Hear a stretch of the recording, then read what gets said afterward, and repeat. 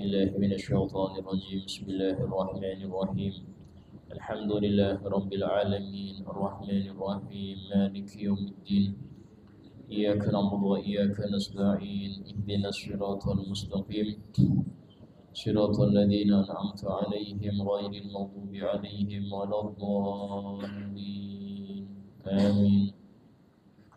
السلام عليكم ورحمة الله وبركاته.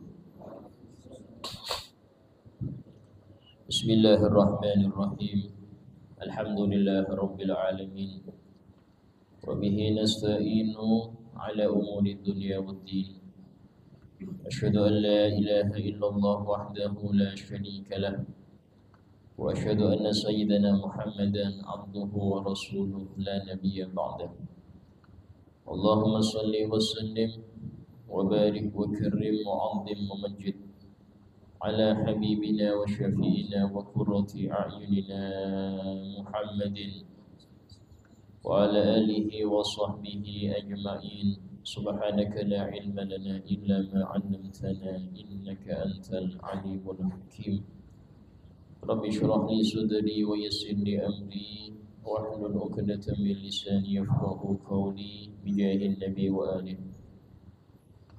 قال الله تعالى وقل رب زدني علما وقال رسول الله صلى الله عليه وسلم طلب العلم فريضة على كل مسلم.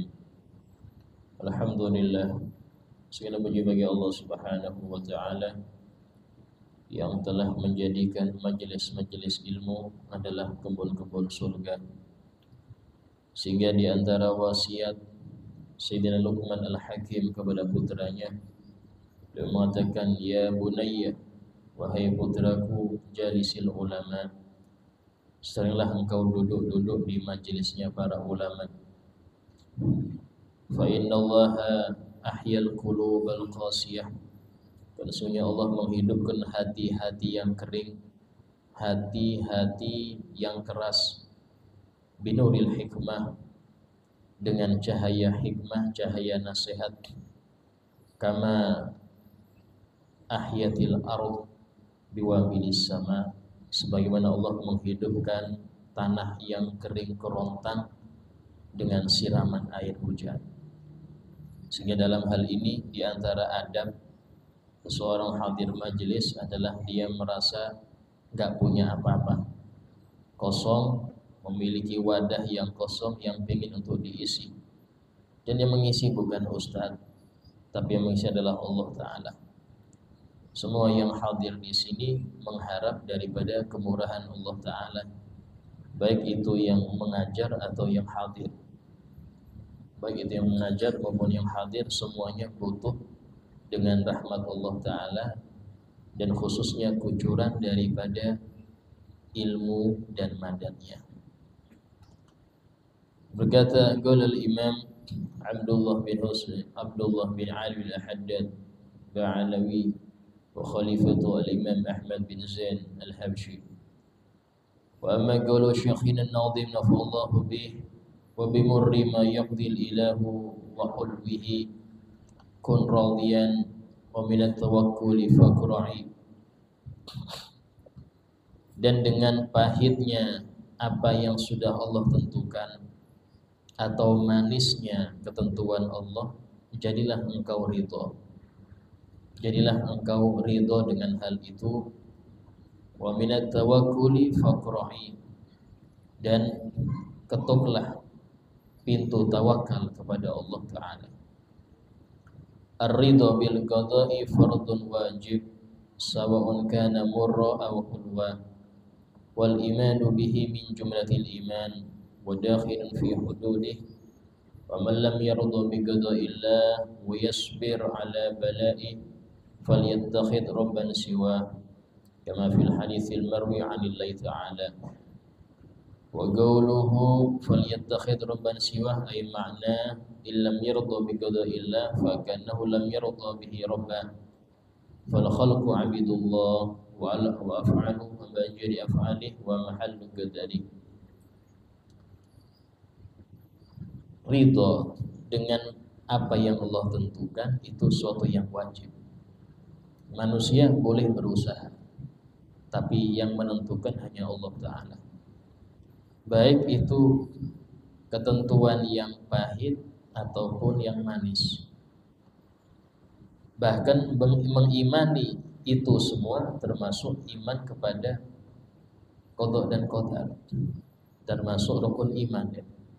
Artinya orang kalau tidak beriman bahwasanya takdir itu dari Allah, nasib itu sudah Allah tentukan, bukan dari usaha manusia untuk merubah nasibnya, itu termasuk keimanan.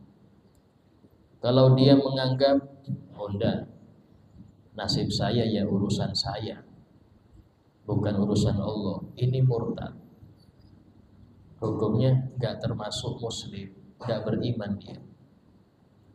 Sehingga dalam hal ini orang ada kalanya yakin, percaya takdir dari Allah, cuman kurang plong hatinya, kurang ikhlas. Tapi yakin ini sudah dari Allah takdir, tapi gerutu, maka di sini dia berdosa. Kenapa? Karena dia murka dengan apa yang Allah tentukan. Karena itulah di dalam ucapan Al-Habib Abdullah Haddad dalam salah satu qasidahnya beliau mengatakan, wa in tarda bil maqsum ishtamuna ama, jika engkau ridha dengan apa yang sudah Allah bagikan untuk engkau, maka engkau akan hidup dalam keadaan nikmat, hidup engkau dalam keadaan nyaman. Karena nyaman atau nikmat itu bukan urusan apa yang dimiliki, tapi mensyukuri apa yang dia miliki, itu nikmatnya. Karena itulah bahagia itu sifatnya hati. Gak ada orang, oh Masya Allah hartanya bahagia, oh wajahnya bahagia dia. Yang bahagia itu hati. Yang bikin hati bahagia itu apa? Adalah ridho. Orang sesusah apapun, kalau dia ridho, dia bahagia. Jalani hidup itu enak. Kenapa orang banyak stroke sumpama? Di antara banyak stroke apa? Kepikiran. Pikiran itu karena sebabnya kurang ridho. Dia kurang ridho dengan apa yang Allah tentukan. Akhirnya masuk di pikirannya. Dan ingat, ketentuan Allah itu mau Anda sumpekin, Anda pikirin atau enggak Anda pikirin, tetap berjalan. Mau Anda ridho atau Anda murka, enggak bisa merubah. Yang bikin beda Anda berdosa apa berpahala, itu aja. Kalau seorang itu ridho dengan ketentuan Allah, tetap berjalan ketentuan Allah itu, dan dia dapat pahala. Tapi kalau dia enggak ridho, dia enggak terima, ya, komplain dengan apa yang sudah Allah tentukan untuk dia, tetap berjalan ketentuan Allah dan dia dapat dosa. Karena itulah ridho itu wajib, ya. Beriman kepada takdir, al-iman bil qadari khairihi wa syarri, itu iman, termasuk. Kalau enggak iman kafir. Kadang-kadang ada orang dia beriman hanya dengan yang enak saja. Iya Ustaz, kalau Allah itu menentukan kebaikan aja, kalau yang buruk bukan dari Allah, itu dari kita. Ini bahaya. Ini juga sesat. Ya. Jadi kalau seumpama ada contoh di Palestina dibombardir, itu bukan kehendak Allah itu. Nah, terus kehendak siapa? Kalau seumpama anak-anak kecil yang gak salah dibunuh, ya, perempuan dilecehkan, terus kehendak siapa itu? Kalau bukan kehendak Allah. Kalau kita pahami tentang ilmu tauhid, bahwasanya tidak ada yang punya hak mengatur alam ini kecuali Allah.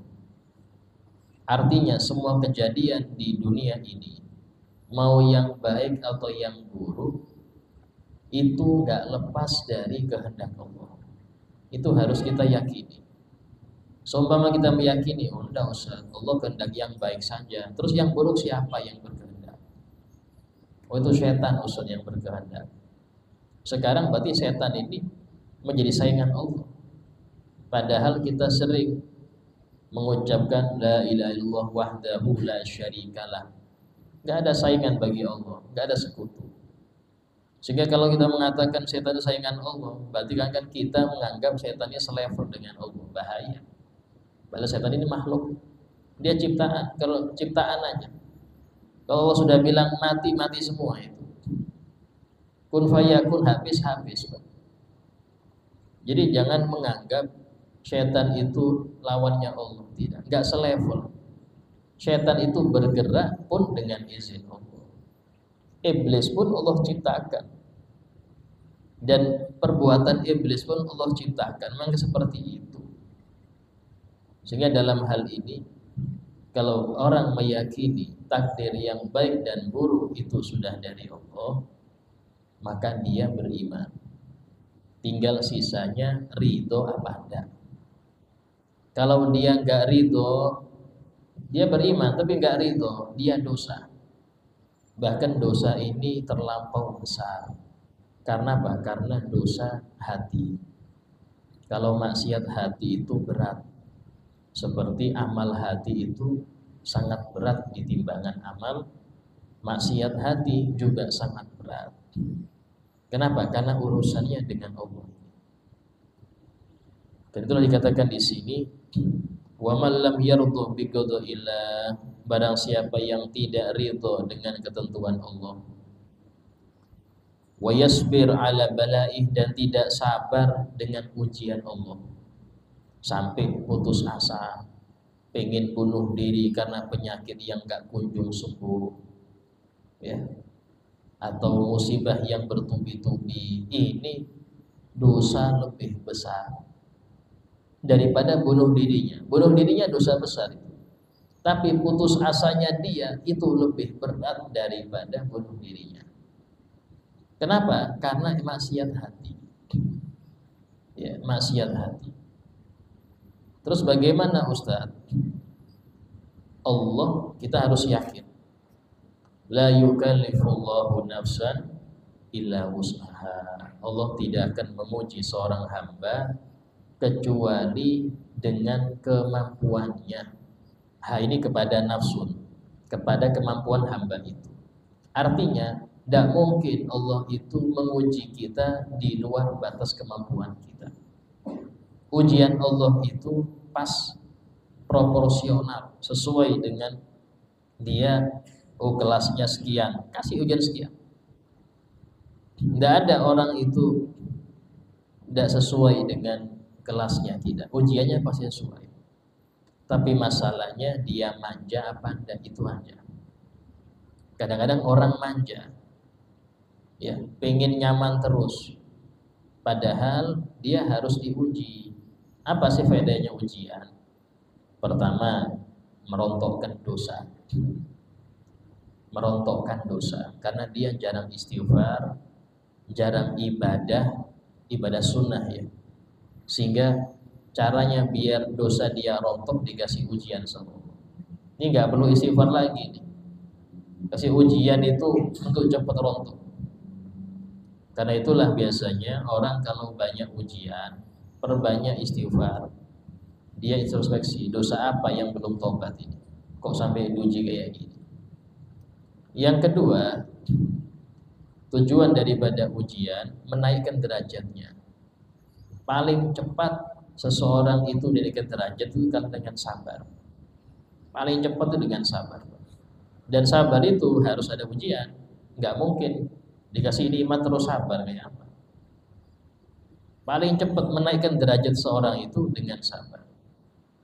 Kalau semua mari bilang, Ustaz saya nggak mau naik derajat, guys. Saya pengen enak aja, nggak ada masalah, itu aja. Bisa jadi itu doa dari orang tua Anda, guru Anda yang pengen Anda itu dinaikkan derajatnya. Tapi amal Anda nggak sesuai. Orang tua pengen Anda itu naik derajat, amal Anda nggak sesuai, ya diuji biar cepat naik.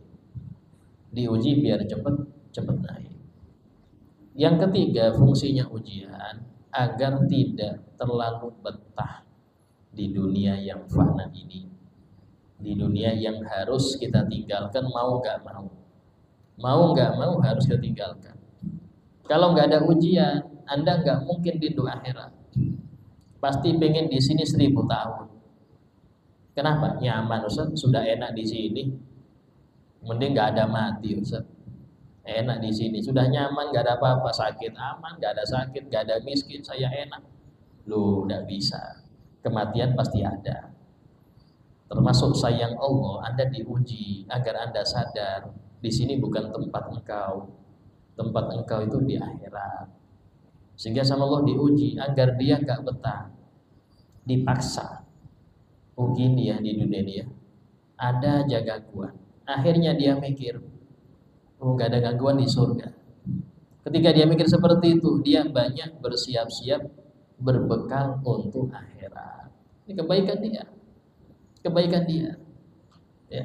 Sehingga dalam hal ini seseorang itu hendaknya berhusnudzon, prasangka baik pada Allah. Jangan pas diuji kayak nganggap Allah sudah murka dia. Nah, itu kasih sayang Allah. Anda diuji itu sayang Allah. Sayangnya Allah pada Anda, bukan Allah benci Anda, tidak.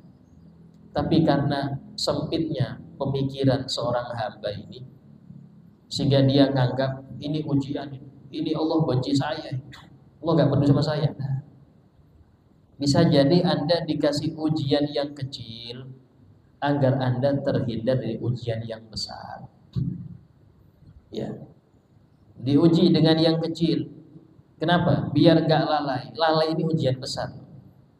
Bala yang besar itu ketika Anda melupakan Allah. Allah disentil dikit, kasih sakit, kasih bangkrut, langsung dia ingat Allah. Ini termasuk kasih Allah agar Anda nggak dapat musibah yang lebih besar. Apa itu? Lalai dari Allah, melupakan Allah. Kasih. Itulah ada ucapan seorang ulama, lutfuhu yajri wa abduh la yadri. Kelembutan Allah itu terus berlaku kepada seorang hamba, tapi hamba itu nggak sadar kalau dia ini sedang dilembutin oleh Allah. Dilembutin sama Allah itu, walaupun bentuknya bentuk masalah, bentuk istri yang model gini, anak-anak yang kayak gini, bentuknya kayak itu bentuknya. Tapi itu kelembutan Allah agar Anda sadar ini mau deket nih, sudah deket ajal, ayo siap-siap persiapan. Kalau nggak digitukan nggak siap. Kalau tidak digitukan nggak siap. Sehingga harus kita merasakan baik. Ujian itu semua untuk kebaikan kita. Semua untuk kebaikan kita. Kemudian dikatakan barang siapa yang tidak ridho dengan ketentuan Allah dan tidak sabar akan ujian dari Allah, falyattakhid rabban siwa, maka silakan cari Tuhan selain Allah.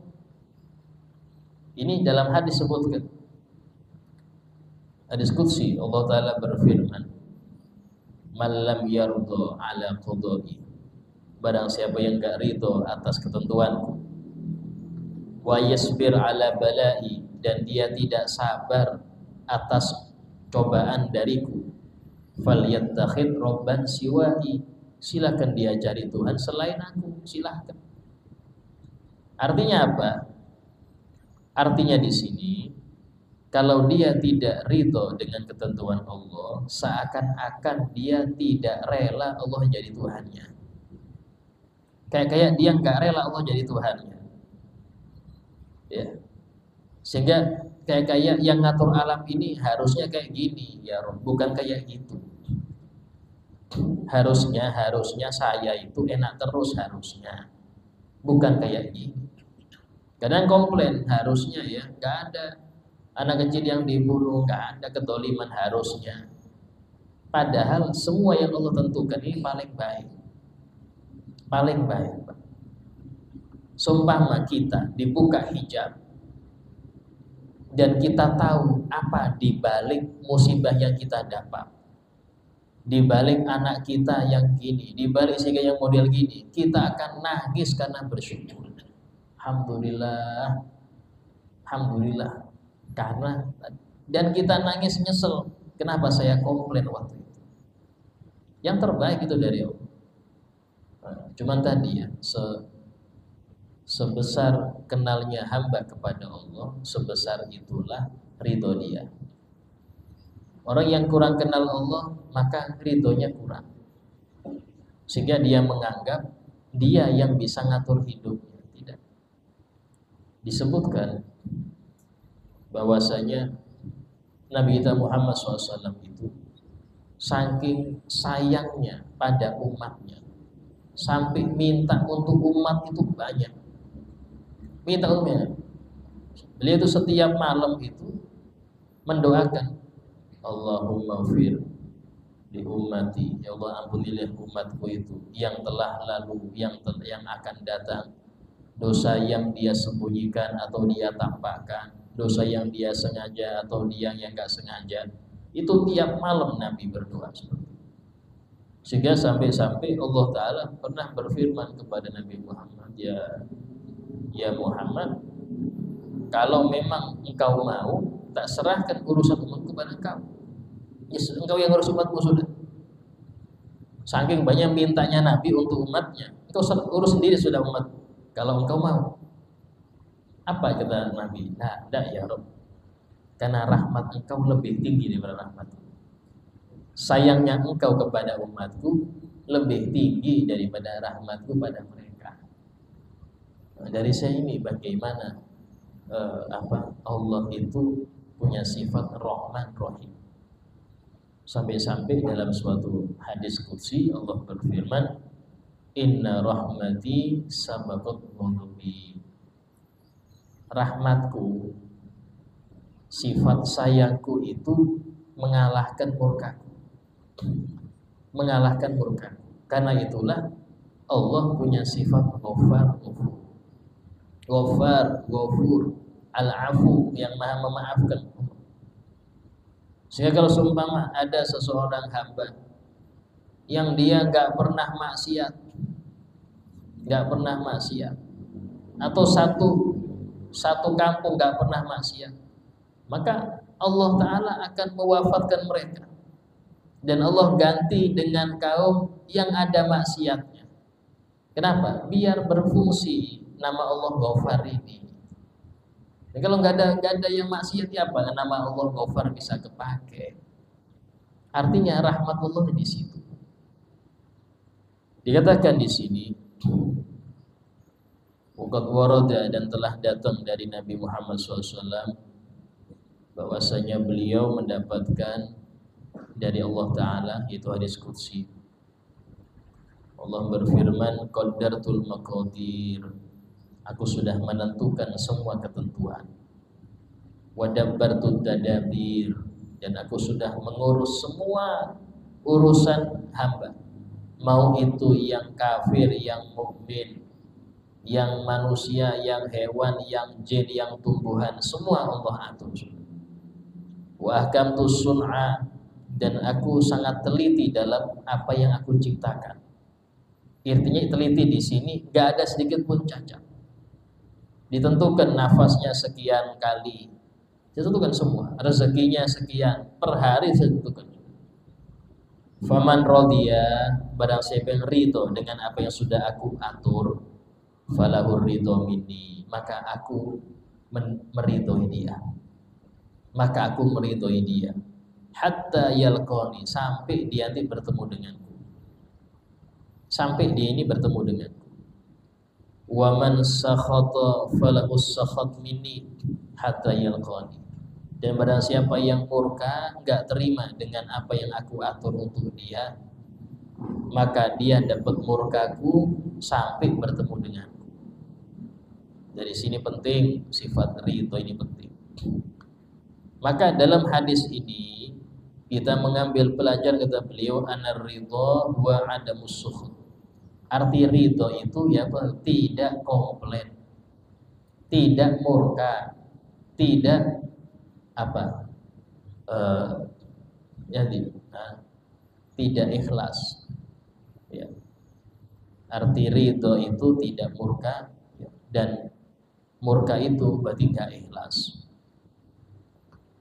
Kemudian disebutkan bahwasanya Nabi SAW pernah bersabda, sesungguhnya Allah Ta'ala menjadikan kebahagiaan dan jalan keluar itu dalam ridho dan yakin. Orang kalau mau dapat jalan keluar cepat akan setiap masalahnya harus ridho. Disebutkan oleh Syekh Sya'rawi dalam salah satu kajiannya, beliau mengatakan bala itu tidak diangkat dari suatu kaum kecuali kaum itu ridho dengan apa yang Allah timpakan pada mereka, baru diangkat. Kalau enggak ridho tetap itu. Yang pengen tetap fakir, silahkan murka dengan fakirnya. Yang pengen tetap susah, silahkan murka dengan susahnya. Tapi kalau pengen terangkat kefakirannya, terangkat susahnya, harus ridho. Kalau ridho baru. Kenapa? Ujian itu, Pak. Kalau belum selesai, terus diuji terus, karena dia belum menyelesaikan soalnya, tetap diuji. Gak bisa, besok ujian lagi, terus. Dia bisa, baru selesai. Intinya diri itu. Wa ja'alal hamma wal huzna fi syakki was sakhat. Dan Allah menjadikan kesumpekan dan kesedihan di dalam keraguan. Kalau orang itu ragu, enggak yakin, maka akan tetap susah, tetap sumpek. Was sakhat, dan di dalam kemurkaan, ketidakterimaan, ketidakikhlasan akan ridha Allah, maka dia sedih terus, sumpek terus. Disebutkan oleh Abdul Haddad dalam ucapannya, wa illam takun tardo ishtafi hazan. Kalau engkau tidak ridho dengan pembagian Allah, maka engkau hidup sumpek terus. Apalagi membandingkan dengan sekitar. Tuh, yang bikin orang gak ridho itu karena dia gak bisa jaga ini. Saya gak mengatakan gak jaga dari pandang haram, tidak. Mandangnya halal, tapi membandingkan. Oh, situ sudah punya ini, saya belum punya. Situ sudah punya ini, saya belum punya. Akhirnya kurang ridho, kurang ikhlas, kurang syukur. Nah, yang seperti ini yang bikin dia sumpah. Tahu-tahu masuk rumah marah-marah sendiri. Padahal anak gak ada salah, dimarahin aja. Kenapa? Karena gak ridho. Penyebabnya di situ. Coba dia ridho. Caranya makanya orang kalau mau ridho itu jangan terlalu melihat gemerlapnya dunia milik orang lain. Jangan terlalu melihat gemerlapnya dunia orang lain. Kadang kita ini maaf seneng lihat status orang. Oh, lagi traveling nih. Oh, lagi ganti mobil nih. Akhirnya gini numpuk di sini. Saya kapan? Ada ucapan itu. Saya kapan? Akhirnya dia kurang mensyukuri apa yang ada. Ini biasanya penyakit ya terjadi pada perempuan. Tapi laki-laki juga ada, banyak itu modelnya.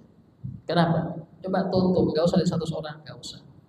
Gak usah lihat orang ini sering ngapain, gak usah. Cukup nikmati yang ada pada Anda, nikmati, syukuri, itu aja. Ketika kita sering melihat apa sih orang ini fulan kayak apa ya keadaannya, kita lihat dia di fotonya dong, tapi kita nggak tahu setelah foto itu kayak apa. Kita cuma lihat dia bahagia di fotonya bahagia, tapi setelah foto itu kayak apa kita nggak paham. Akhirnya kita nganggap enak ya hidup dia, sementara saya, nah itu yang bikin dia nggak ridho. Sementara saya kayak gini terus, akhirnya dia murka. Dia nggak terima dengan apa yang Allah gariskan untuk dia. Ini yang bikin dia tambah sumpek, dosanya tambah numpuk. Sudah sumpek, di akhirat sumpek lagi karena siksa. Coba dia itu hatinya mantul. serahkan kepada Allah. Yang penting kita sudah ikhtiar. Kita ikhtiar, pasrah pada Allah. Itu aja sudah. Ya. Dan Allah tidak mungkin menyuruh Anda sesuatu yang Anda gak mampu, gak mungkin. La yukallifullahu nafsan illa wus'aha. Ini kalau sampai dapat musibah tuh, lagi sumpah, banyak masalah, ulang baca itu. La yukallifullahu nafsan illa wus'aha. Adem. Nanti sumpah lagi, istri ngomel. La yukallifullahu nafsan illa wus'aha. Akan adem Anda. Karena memang syariat itu sebagai obat bagi orang yang menjalani hidup dunia. Kita harus tahu dunia ini diciptakan, memang dari awal diciptakan itu sudah penuh bala, penuh musibah, penuh masalah. Karena itulah heran kalau ada orang di dunia nyari nyaman, itu heran. Sayyidina Jibril itu pernah bilang ke Rasulullah, ya Rasulullah, aku heran dengan orang-orang yang mencari di dunia ini sesuatu yang tidak diciptakan di sini. Mencari di dunia sesuatu yang tidak ada di sini. Apa itu? Kebahagiaan. Kalau kita mikir ya, setiap kesenangan kita di dunia, kalau tidak dibarengin dengan susah, kalau nggak sebelum itu setelahnya, pasti itu. Pasti sudah. Bikin acara besar, besoknya sumpah ngutang banyak. Acara 1 hari ngutangnya sebulan belum lunas. Nggak susah. Ya. Atau macam-macam. Istilahnya kebahagiaan di dunia itu nggak mungkin ngasih gratis. Dia pasti ngasih, ayo tak kasih kebahagiaan tapi serahkan dulu susah. Tak kasih susah juga. Itu dunia, nggak bisa dia ngasih enak terus. Itu yakin. Seperti ini apakah nyaman? Nggak nyaman, Pak. Sehingga Al-Habib Umar bin Hafid Habibullah wa ra'ah, beliau pernah mengutip ucapan seorang habaib, talabur roha fid dunya muhal, mencari kebahagiaan di dunia itu mustahil. Warabun safiha ainul nuqal, dan aku melihat, aku memandang nyamannya di dunia itu cuma satu, apa? Pindah alam. Pindah alam tenang sudah. Tapi akhirnya beliau jawab lagi, rohatud dunia ma'ahdil kamal. Rohatud dunia ma'ahdil kamal. Ada kebahagiaan dunia itu ada. Kapan? Ketika Anda bersama orang-orang yang mulia di sisi Allah. Ketika Anda duduk dengan orang-orang yang dicintai Allah, di situ Anda tenang, bahagia. Karena Anda di surga. Anda di surga, di majelis-majelis mereka. Sehingga dalam hal ini dikatakan, waqala Abu Darda radhiyallahu anhu, berkata Imam Abu Darda, seorang sahabat, disebutkan beliau itu punya 1 kantong ya, isinya biji kurma 1000. Itu setiap hari berzikir itu sampai 70.000. Tiap hari sekali dodo itu 70.000. 70 kali bolak-balik itu biji kurma. Baca apa Ustaz? Ada istighfar, ada sholawat, ada tasbih, ada tahmid. Jadi jangan kira sahabat itu kurang zikir. Mereka jadi tinggi derajatnya, diantaranya banyak zikir. Saya dari teman akrab dengan Sayyidina Salman Al-Farisi. 2 sahabat yang sama-sama dekat dengan Nabi. Nah, keduanya ini pernah suatu kali keduanya ini saling berjanji. Ayo, yang meninggal pertama di antara kita, maka dia harus ngasih kabar yang hidup. Oh, ini repot ini. Ya.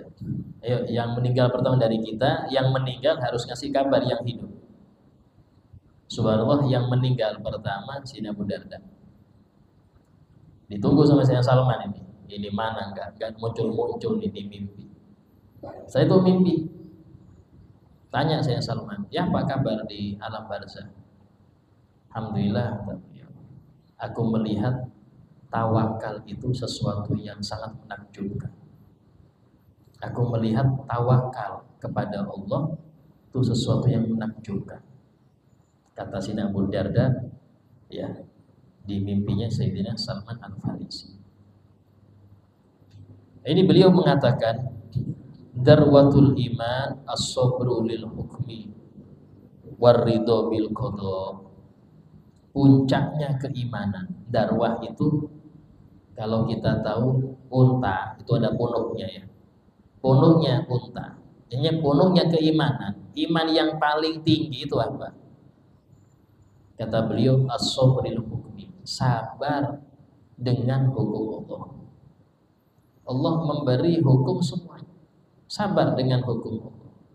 Waridho bil qada, dan ridho dengan takdir. Apa arti ridho itu? Jangan gerak. Jangan gerak, baik itu dengan dohir atau dengan hati. Apa arti dengan hati? Komplain. Oh, tidak bisa ya. Saya harus merubah. Uskun ini tenang, tenang. Nanti akan berlalu itu. Akan berlalu. Di Hadramut itu pernah orang-orang komunis itu menguasai Hadramut, ya, menguasai Yaman. Itu di kalau nggak salah komunisme Soviet waktu itu pernah. Bahkan banyak para ulama itu dibunuh, termasuk abahnya Habib Muhammad bin Hafid waktu khutbah Jumat diculik, dipanggil, nggak balik-balik, banyak. Tapi tadi subhanallah, nggak ada dari mereka itu yang komplain langsung, tidak, ridho. Lihat sekarang, apakah ada pengaruh sedikit pun dari penjajah? Nggak ada. Nggak ada sedikit pun dari pakaian mereka atau ideologi mereka, akhlak mereka. Nggak ada yang berpengaruh di ulama Hadramut. Kayak nggak pernah terjajah. Kita yang dijajah Belanda banyak berubah, Pak. Hari libur ikut gereja. Nah, hari libur apa hari liburnya? Minggu ikut gereja. Bukan Jumat lagi. Sekolah kumpul lagi perempuan. Kita walaupun sudah merdeka tetap masih terjajah dalam ideologi dan cara-caranya. Masih cara-caranya masih kita terjajah. Kenapa? Karena saking lamanya dan juga tidak kuat fondasi kita itu. Ya, fondasi kita membawa Islam itu enggak kuat. Ya, sehingga akhirnya mulai terkikis pelan-pelan. Nah, tapi di sana enggak. Kenapa? Ridho, Pak. Ridho.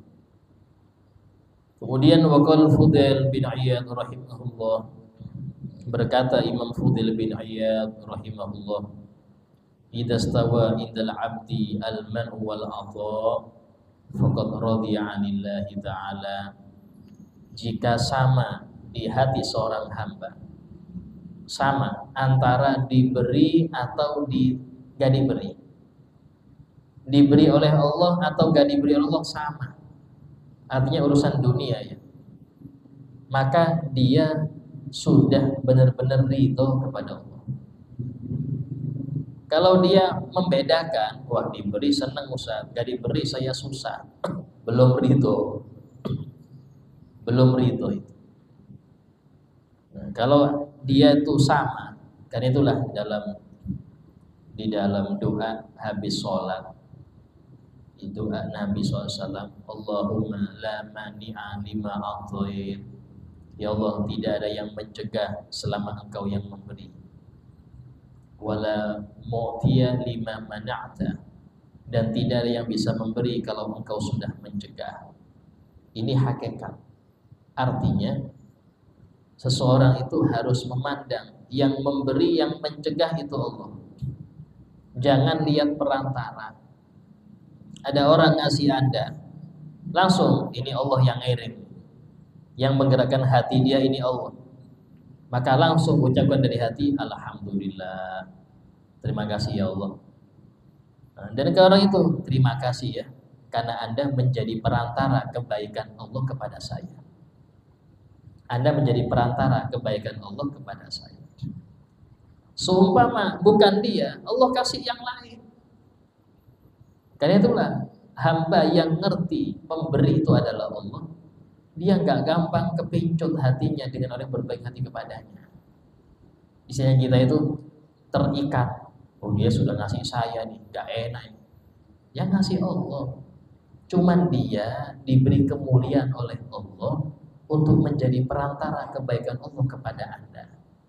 Kalau dia nggak mau, Allah cari yang lain. Allah cari yang lain untuk menggerakkan hatinya. Nggak usah repot sampean. Tapi tetap kita harus terima kasih ke orang itu, karena dia perantara kebaikan Allah kepada Anda. Kebalikannya, Anda nih bawa proposal, datang ke rumah orang kaya, sudah gak ngasih, ngomelin lagi, maka bilang al-malik wallah, yang mencegah saya dapat itu Allah. Orang Allah yang menggerakkan hati dia untuk gak ngasih saya, sehingga Anda gak mangkel ke dia, gak marah ke dia. Dia hanya digerakkan oleh Allah, dia digerakkan. Gak usah mangkel, wah ini orang kaya kok pelit. Gak usah marah, karena dia digerakkan oleh Allah untuk gak keluar. Ya, sehingga Anda yang penting saya usaha. Sehingga dalam hal ini gak mangkel dia ke orang tadi, karena yang gerakkan hati dia untuk gak ngasih adalah Allah. Selesai urusan. Karena kita itu loh, kaya tapi gak pernah berbagi, gak usah. Yang gerakkan hati dia Allah, selesai urusan. Sehingga dalam hal ini tenang kita. Wala radda lima qadait, dan tidak ada yang mencegah kalau sudah engkau menentukan. Ya Rabb, tidak yang bisa mencegah kalau engkau sudah menentukan. Wala yanfa'u dzal jaddi minkal jadd, dan tidak bermanfaat kesungguhan orang-orang yang bersungguh. Kalau memang sudah takdirnya, walaupun Anda hati-hati, tetap namanya takdir ya datang juga. Sudah hati-hati nih, diperiksa semua. Kalau sudah kena juga. Nah dari sini kita pasrahkan. Ikhtiar wajib, ikhtiar harus ada, tapi finalnya pasrahkan kepada Allah. Ya.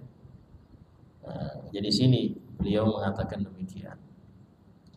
Wa qala Syekh Abdul Qadir Al-Jailani, berkata Syekh Abdul Qadir Al-Jailani, ya, beliau termasuk daripada dzurriyyat Nabi dari Sayyidina Hasan bin Ali bin Abi Thalib. Ya, dan beliau ini termasuk manakibnya selama 25 tahun tidak tidur siang ataupun malam, enggak tidur 25 tahun. Selama 30 tahun ya, itu sholat subuh dengan wudu waktu isya, enggak batal. Dan baca Quran itu dengan kaki satu, biar enggak ngantuk. Baca Quran kaki satu.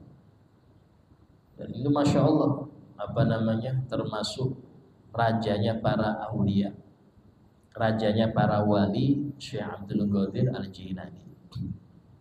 Sehingga sering dibaca manakib beliau itu. Ya.